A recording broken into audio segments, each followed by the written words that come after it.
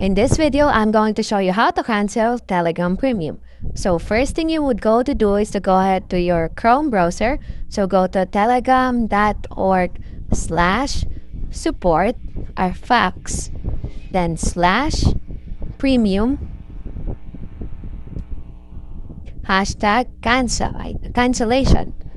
So basically search that on your web browser. Then you could see here, we have here this says premium bot. So it opens the bot on Telegram and send the /stack command. So basically you just go and click on that and you would be redirected to your Telegram application. So basically for my application, the feature is not available in my app version. So you have to go ahead and click on that. So to cancel it, to cancel the premium bot, so basically just go ahead and type /and stop. So the feature is unavailable because my Telegram is outdated. So if you wanted to go ahead and cancel your premium, so basically just do that, and that's it.